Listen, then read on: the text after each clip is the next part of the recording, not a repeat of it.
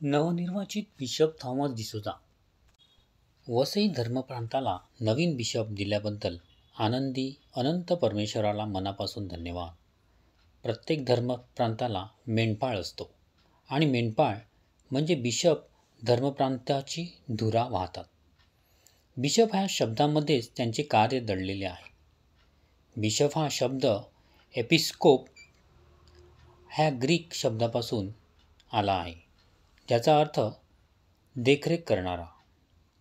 धर्मप्रांतांमध्ये जेव्हा नियुक्ती केलेले बिशप नसतात तेव्हा धर्मप्रांतीय जीवनांमध्ये काहीतरी मिसिंग आहे ह्याची जाणीव होते. वसई धर्मप्रांताची देखील अशीच गत झाली होती आणि आपल्या धर्मप्रांतांना कधी नवीन बिशप मिळतील ह्याची लोक आतुरतेने वाट पाहत होते आणि परमेश्वराठायी नवीन प्रार्थना करीत होते. लोकांची आतुरता 9 नोव्हेंबर 2024 रोजी संपुष्टात आली, कारण पोप महोदय फ्रान्सिस ह्यांनी फादर थॉमस डिसोजा ह्यांची वसई धर्मप्रांताचे नवे बिशप म्हणून नियुक्ती केली. व्हॅटिकन रोम येथे नवीन बिशपांची घोषणा झाल्यानंतर सर्वत्र, विशेष करून वसई धर्मप्रांतात ही आनंदाची वार्ता वाऱ्यासारखी पसरली. लोकांनी आपल्या धर्मप्रांताला नवीन बिशप लाभल्याबद्दल आनंदोत्सव केला आणि परमेश्वराचे आभार मानले. नवनिर्वाचित बिशप थॉमस डिसोजा सर्वांच्या परिचयाचे आहेत आणि येणाऱ्या दिवसांमध्ये श्रद्धावंतांना त्यांची अजून ओळख होईल. वसईच्या चुळणे गावामध्ये धार्मिक ख्रिस्ती कुटुंबात जन्माला आलेले थॉमस ह्यांना अगदी बालपणापासून ख्रिस्ती श्रद्धेचे बाळकडू मिळाले. आपल्या आईवडिलांनी आणि बहीण भावंडांनी जोपासलेल्या ख्रिस्ती श्रद्धेत थॉमस ह्यांची वाढ झाली. अनेक धर्मगुरू, नातेवाईक, गावकरी ह्यांचा प्रेमाचा सहवास त्यांना लाभला.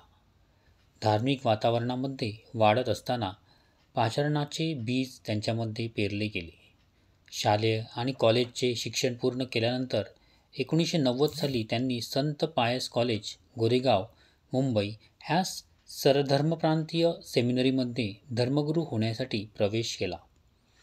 शालेय शिक्षणापासून थॉमस ह्यांच्या तल्लख बुद्धिमत्तेची वाखाणणी करण्यात आली आहे आणि त्यांचे पडसाद ह्यांच्या सेमिनरीत अध्ययनामध्ये दिसून आले. एक हुशार, मेहनती आणि मनमिळावू सेमिनरियन म्हणून ते सेमिनरी स्टाफ आणि ब्रदरांमध्ये प्रसिद्ध झाले. सेमिनरीतील शिक्षण पूर्ण केल्यानंतर 18 एप्रिल 1998 रोजी त्यांना गुरुदीक्षा बहाल करण्यात आली. गुरुदीक्षा मिळाल्यानंतर फादर थॉमस डिसोजा ह्यांनी गेली 27 वर्षे वेगवेगळ्या धर्मग्रामांमध्ये, संस्थांमध्ये आपल्या पालकीय कार्याची छाप पाडली. त्यांच्या कार्याची दखल घेत चर्चेने त्यांना वसई धर्मप्रांताचे बिशप म्हणून नियुक्त केले.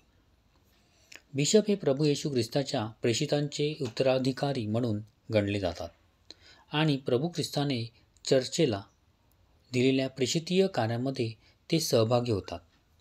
प्रेषितांच्या मिशन कार्यामध्ये कोणत्याच प्रकारचा खंड पडला नाही, तर चर्चचे बिशप आणि फादर्स, व्रतस्थ आणि प्रापंचिक ह्यांनी हे कार्य अखंडितपणे पुढे चालू ठेवले आहे. प्रेषितीय कार्यात सहभागी होत असताना बिशपांची भूमिका आणि जबाबदारी फार महत्त्वाची असते. The threefold work of bishops is teaching, sacrificing, sanctifying and governing. बिशपांचे हे त्रिविध कार्य चर्चच्या आध्यात्मिक उन्नतीसाठी कारणीभूत ठरते. चर्चची शिकवण चर्चच्या दस्तऐवजातून, मॅजिस्टेरियममधून आपल्या समोर मांडण्यात येते. बिशप चर्चच्या अधिकृत शिकवणीची एकनिष्ठ असले पाहिजेत आणि त्यांनी परमेश्वराची शिकवण लोकांपर्यंत पोहोचवण्याचा सर्वतोपरी प्रयत्न केला पाहिजे. परमेश्वराचा शब्द लोकांपर्यंत पोहोचवणे आणि तो शब्द त्यांना शिकवणे ह्याविषयी बिशप जागृत असतात. चर्चच्या शिकवणीविषयी चुकीची समज असलेल्या लोकांना बिशपांनी मार्गदर्शन करणे आवश्यक आहे. ख्रिस्ती जीवनामध्ये ख्रिस्ती श्रद्धा अत्यंत महत्त्वाची आहे आपल्या लोकांमध्ये श्रद्धा जागृत ठेवण्यासाठी आणि त्या श्रद्धेची जोपासना करण्यासाठी बिशपांची भूमिका महत्त्वाची मानली जाते.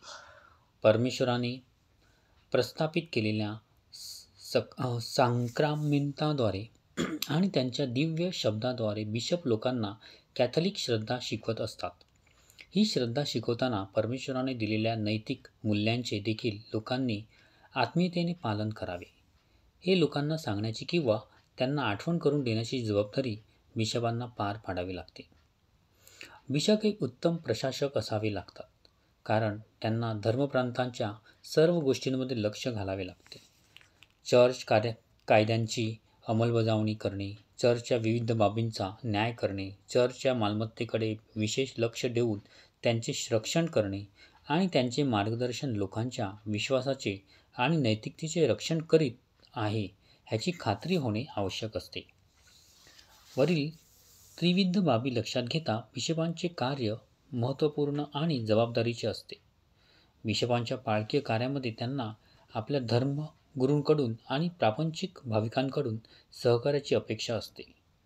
आपले नवे बिशप थॉमस डिसोजा आपली जबाबदारी निडरपणे पार पाडतील आणि त्यांच्या पाळकीय कार्यात त्यांना सर्वांची साथ लाभेल अशी आपण आशा बाळगूया. प्रभू येशू ख्रिस्ताचे सर्व प्रेषित बिशप्स होत आणि संत पीटर त्यांचा मुख्य होता, ज्याला पहिले पोप म्हणून संबोधण्यात आले आहे. संत पीटरकडे प्रभू येशूने एक विशेष कार्य सोपवले होते आणि इतर प्रेषितीय बिशप म्हणून संत पीटरच्या कार्यामध्ये सहभागी होतात. संत पीटर पोप म्हणून आपला अधिकार आपले सहकारी प्रेषित बिशप्स यांच्याबरोबर वाटून घेतो. ह्यांचा मुख्य उद्देश हा होता की प्रभू येशूची सुवार्ता सर्व लोकांपर्यंत पोहोचावी आणि चर्चचे हे कार्य बिशपांद्वारे आणि त्यांचे सहकारी यांच्याद्वारे आजपर्यंत चालू आहे. बिशपांनी डिकन्सची पारख करावी आणि पारख झाल्यानंतर त्यांच्यावर आशीर्वादपूर्वक हात ठेवावे. डिकन्सची नेमणूक करण्यास प्रेषितांनी सुरुवात केली. प्रेषितांना त्यांच्या कामामध्ये सहाय्य व्हावे म्हणून ही नेमणूक होती. डिकन हा शब्द डायकोनोस ह्या ग्रीक शब्दापासून आलेला आहे, ज्याचा अर्थ सेवक. बिशपांना धर्मगुरू होण्यासाठी जे उमेदवार पुढे येतात त्यांची देखील पारख करावी लागते व नंतरच त्यांना सेमिनरीमध्ये पाठवण्यात येते. सेमिनरीमध्ये शिक्षण घेत असताना ते सतत बिशपांच्या नजरेखाली असतात. त्यांची योग्य पारख झाल्यानंतर आणि सेमिनरीच्या रेक्टरकडून होकार मिळाल्यानंतरच ब्रदरांना गुरुदीक्षा देण्यात येते. बायबलमध्ये बिशपांच्या कार्याचे वर्णन, देखरेख करणे व देवाच्या कळपाची काळजी घेणे असे करण्यात आले आहे.